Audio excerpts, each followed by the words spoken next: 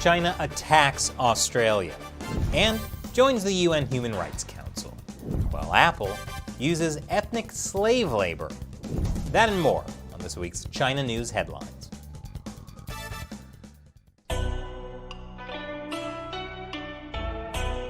Welcome to China Uncensored. I'm Chris Chappell, and I need your help. YouTube has been secretly unsubscribing people, demonetizing us, and not recommending our videos. So please, hit that like button, share this episode, and support us on patreon.com/China Uncensored. Revenge! That's how Chinese state-run China Daily is framing the relationship between China and Australia. This editorial accuses the Australian government of stigmatizing and demonizing the relationship with China. Keep in mind, this is coming from the same regime that called Australia the poor white trash of Asia, and has launched a trade war against Australia for political grievances. That's because Australia has started to wise up to the Chinese Communist Party's campaign of unrestricted warfare and push back. Part of that was related to a 2018 Belt and Road Agreement with the Australian state of Victoria. The Australian federal government is now considering cancelling that agreement. Why? Because it could put the work of Australian scientists into the hands of the Chinese communist dictatorship. The China Daily editorial says this is obviously intended as an act of revenge by Australian Prime Minister Scott Morrison. You know, I'm not sure China Daily understands what it wrote. Revenge implies someone wronged you. Surely China Daily isn't saying the Chinese regime wronged Australia, are they? Anyways, 2020 is finally over. And to kick off 2021, China will be starting a 3-year term on the United Nations Human Rights Council. What? You thought this year would be better? Enjoy your indefinite lockdown, you schlebs. But from a certain point of view, China joining the Human Rights Council actually makes sense. You see, the Chinese Communist Party has first-hand experience with how to violate human rights. A new report from BuzzFeed News has identified hundreds of detention centers for Uyghur Muslims in China's Xinjiang region, and at least 135 of these compounds also hold factory buildings. They identified these factories from satellite photos from Planet Labs. Here you can see 6 factories highlighted in blue. They tend to be long rectangular buildings.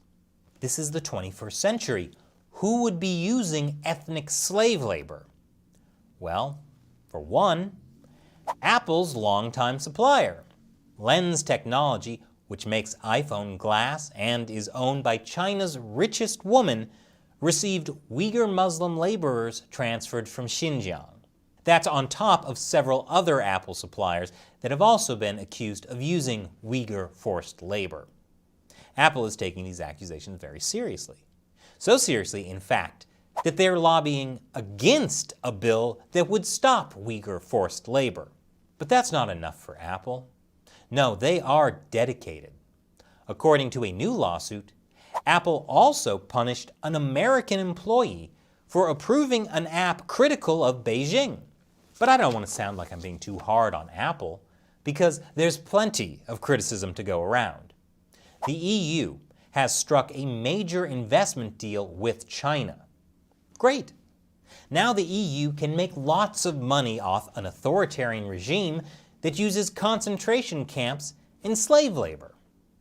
But don't worry, because as part of the deal, China has agreed to make continued and sustained efforts to ratify international conventions on banning forced labor. Good. Continued and sustained efforts. Not a promise to end Uyghur forced labor, no penalties if they don't, and certainly no inspections to see if they are. This is about trust. And considering how well China honors its international commitments, like the one country, two systems model in Hong Kong, I'm sure the Uyghurs will be fine. But more importantly, Europe's corporate elite will get richer. But it's not just European elite that benefit from this investment deal. It's the whole world. That's why this deal is just like China and the EU jointly presenting a New Year gift to the world. According to my favorite state-run media, the Global Times, this is about win-win cooperation and peaceful development. Welcome to 2021. But there is some good news. On December 21st, U.S. Secretary of State Mike Pompeo announced new visa restrictions on Chinese Communist Party, CCP, officials believed to have engaged in human rights abuses and their immediate family members.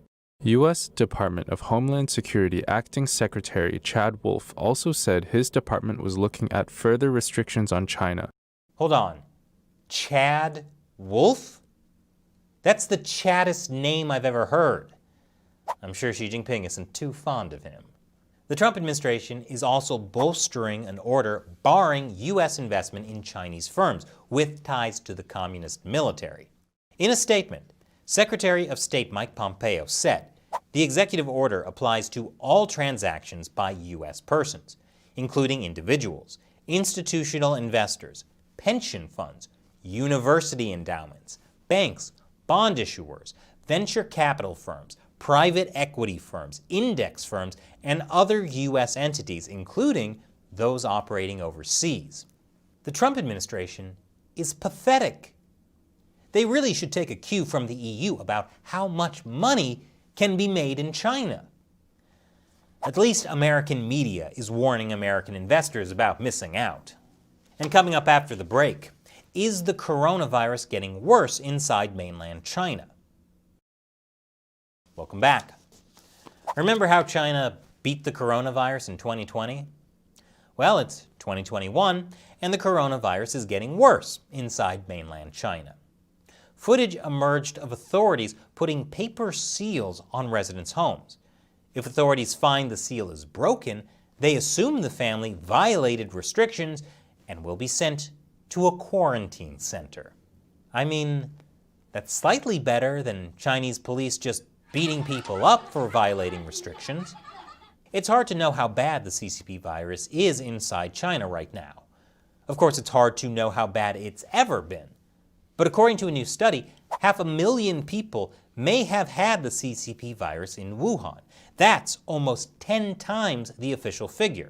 Now, what's really scary about this study is that it was done by the Chinese Center for Disease Control and Prevention. That's run by the state. And so if China's CDC is saying the outbreak was 10 times worse than official figures, that suggests to me that the numbers are actually even higher than that. So high that they had to increase the official figures because they couldn't cover it up. But at least from a certain point of view, China did beat the coronavirus. Speaking of the coronavirus, it turns out that the Chinese Communist Party has been suppressing coronavirus research. This is my shocked face. The party is giving money to military scientists researching the coronavirus, but it is also monitoring their findings and mandating that the publication of any data or research must be approved by a new task force controlled by Xi Jinping. Basically, the documents show the coronavirus cover-up goes right to the top. And meanwhile, the Chinese Communist Party is still trying to control the narrative by claiming that the virus didn't come from China, including from imported frozen foods. Like I said, it was pizza rolls all along. The 10 Hong Kong activists who were arrested after attempting to flee the city on a speedboat have been sentenced. Keep in mind, these Hong Kong citizens were held and tried in mainland China, which is exactly what last year's protests were originally trying to prevent. The activists were sentenced to up to 3 years in prison. Maybe the UN Human Rights Council should look into this, and their newest member can help. The sentencing of the 10 Hong Kongers follows this. A Chinese citizen journalist has been sentenced to 4 years for reporting on the CCP virus. Zhang Jian is a former lawyer. For several months, she shared videos that showed crowded hospitals and residents worrying about their incomes. But for challenging the state's official narrative, she got 4 years in prison. She really should have just waited until the CCP realizes it can't keep covering things up and changes its official narrative. One of Zhang's lawyers said she's been on a hunger strike since June to protest her arrest because she was punished for exercising her freedom of speech. When told that she could be imprisoned, Zhang quoted a passage from the Bible and said she would expect herself to die in prison. You can't help but admire that courage, while also being horribly sad. But coming up after the break, there's actually some good China news this week, coming from America. Welcome back. To end the week on a positive note, there's some good news related to China. It comes as President Trump signed a massive omnibus spending bill on Sunday, which we talked about on our other show, America Uncovered. One of the dozens of random bills crammed into it was this, starting on page 5037, the Taiwan Assurance Act of 2020. It says the U.S. should conduct regular sales and transfers of weapons to Taiwan in order to enhance its self-defense capabilities, including undersea warfare and air defense capabilities. This bill represents a renewed U.S. commitment to lend military support. That's important because Taiwan is facing more and more threats from the Chinese military, which I'll talk about in a special episode tomorrow. The bill also says the U.S. should advocate for Taiwan's participation in international organizations, where statehood is not a requirement. That includes the United Nations and the World Health Organization.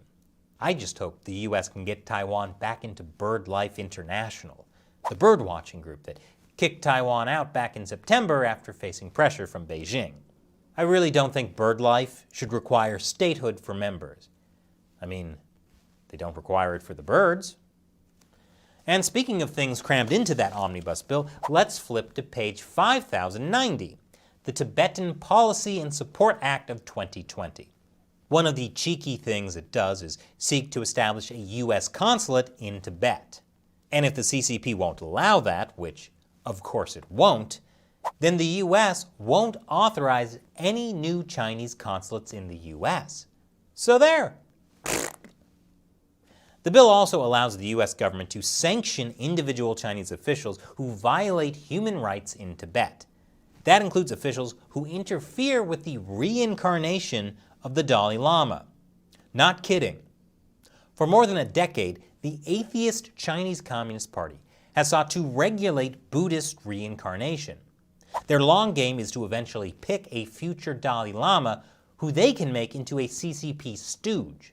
After the Tibetan Policy and Support Act passed on Sunday, China's foreign ministry wasted no time insisting that reincarnation of living Buddhas, including the Dalai Lama, must comply with Chinese laws, and that the U.S. is interfering in China's internal affairs. But really, when it comes to reincarnation, isn't China interfering in the universe's internal affairs? And now, it's time for me to answer a question from you, a fan who supports China Uncensored on the crowdfunding website Patreon. Jose Vega asks, Chris, every conservative is now on Parler. You should be there too, so we can follow you. Well, Jose, I'm not a conservative, or a liberal for that matter. No, I think the whole left-right political spectrum is completely wrong. It's more like a political horseshoe. Because when you go to the extreme on either side, it loops back in on itself. And I am at the top of the horseshoe. I call it being politically regressive. I'm a regressivist. I believe in things like mandatory abortions for all women and men, universal basic gun, starting at age 3, and making schools unsafe spaces, mainly by releasing large apex predators.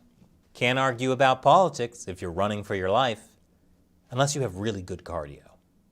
Anyway, I am on Parler. You can follow me at Lord of the Uncensoring. Thanks for your question, and thanks for your support, Jose. And if you want to ask me a question and help me fight YouTube censorship, Join the China Uncensored 50-cent army on patreon.com/China Uncensored. Choose the amount you want to contribute per episode. You can also set a monthly limit. Once again, be sure to like, subscribe, and share. I'm Chris Chappell. See you next time.